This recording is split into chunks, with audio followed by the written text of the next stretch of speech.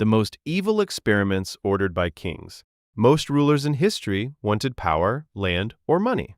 A few wanted something stranger.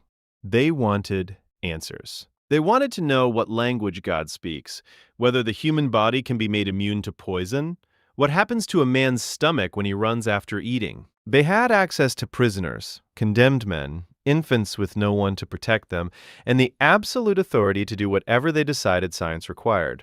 These are the experiments they ordered, and the people who paid for them. 4. James IV of Scotland and the Isolated Island Language Test.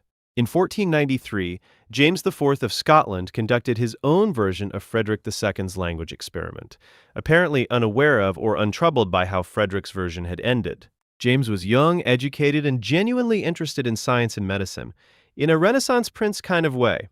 He wanted to know what language children would speak if raised without human speech. His answer to the methodology problem was slightly different from Frederick's.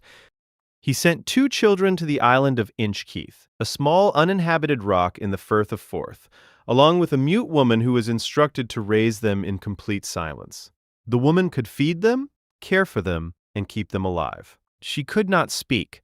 No one else would visit.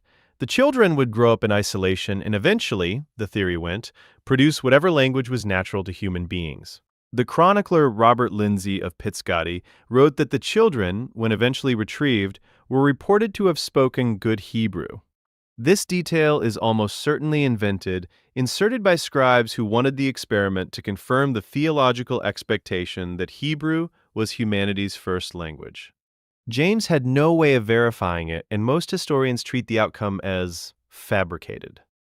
What is not fabricated is that James ran the experiment at all.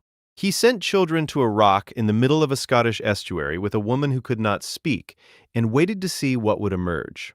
The children survived, which distinguishes his experiment from Frederick's. Whether they spoke anything coherent when they came back, whether they were psychologically whole, whether anyone thought to ask what the mute woman's experience had been, none of this is recorded. James went on to become one of the more active patrons of medicine in Scottish history. He pulled teeth on his own court physicians, not as punishment, but out of professional curiosity. He was interested in how things worked. He was less interested in what the things he was working on experienced in the process. Some experiments are about fear of death. Some are about outsmarting it.